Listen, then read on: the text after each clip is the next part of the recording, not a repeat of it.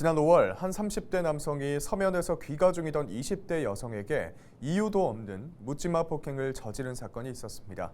이 남성에 대한 1심 선고가 나왔는데 뉴스원 노경민 기자와 자세한 이야기 나눠보겠습니다. 기자님 안녕하십니까? 네, 안녕하세요. 네, 먼저 어떤 사건이었는지 말씀해 주시죠.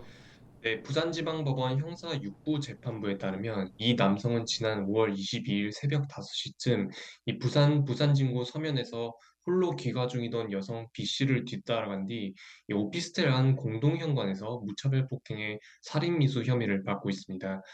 당시 A 씨는 이 B 씨가 자신을 째려보는 듯한 느낌이 들었다며 이 같은 범행을 저질렀는데요.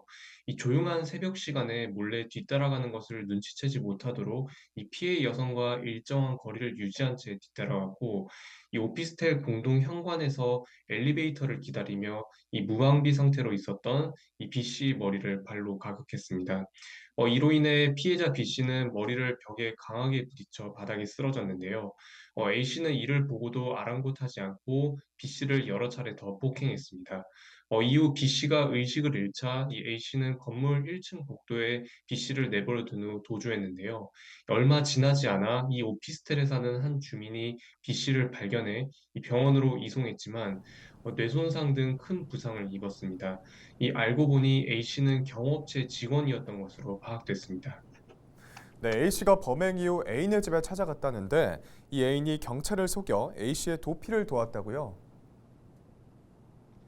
네, 네. 당시 A씨 여자친구인 여성 C씨는 이 도피 중인 사실을 알면서도 이 경찰이 쫓아오자 이 자신의 숨어있던 A씨를 창문으로 도망가게 했는데요. 이후 출동한 경찰관에게는 헤어진 남자친구라고 거짓말을 하기도 했습니다. 그 다음날 이 여성 C씨는 이 경찰에 어제 집에 온 남자는 현재 남자친구라며 진술을 번복했고, 이 A씨 이름을 본인이 따로 알고 있던 지인의 이름으로 속이기도 했습니다. 이 더 황당한 것은 이 이름을 속인 그 지인에게 경찰한테 내 남자친구인 것처럼 진술해달라고 종용하며 이 수산에 혼선을 줬습니다.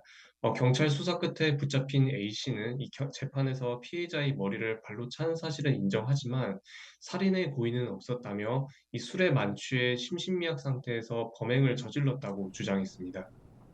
네, 그렇다면 재판부의 판단은 어땠습니까? 네, 재판부는 A씨가 이 폭행 도중 B씨 사망 위험성을 예견했을 것으로 판단하고 최근 징역 12년을 선고했습니다. 또 심신미약 주장에 대해서는 이 A씨가 오피스텔에 들어가면서 CCTV가 어디 있는지 확인하는 모습이 포착됐고 이 경찰의 추적을 피하고자 이 C씨와 함께 모텔로 몸을 숨기는 등 이 범행을 은폐하려는 정황이 확인된 점 등을 통해 이 심신미약 주장은 받아들이지 않았습니다. 재판부는 피고인은 힘을 실어 발길질하는 폭행 행위를 지속했는데 이 사람의 머리에 이처럼 강한 충격을 반복하면 이 경호업체의 직원인 피고인으로선 이 뇌손상 등으로 생명을 상실할 위험이 있음을 쉽게 예견할 수 있었다고 판시했습니다. A씨는 또 형 집행 종료일로부터 20년간 위치 추적 정자장치 부착도 명령받았는데요. A씨가 2020년 11월 이 공동주거 침입죄로 실형을 선고받고 출소한 뒤 이 누범 기간 중에 이 범행을 저질렀고, 이보다 앞서 2014년에는 강도상해죄 등으로 징역 6년을 선고받는 등 이 재범 위험성이 높다고 판단했기 때문입니다. A씨 도주를 도왔던 C씨는 이 징역 8개월을 선고받았지만 형이 집행을 2년 유예해 구속은 피했습니다. 네, 뉴스원 노경민 기자와 함께했습니다.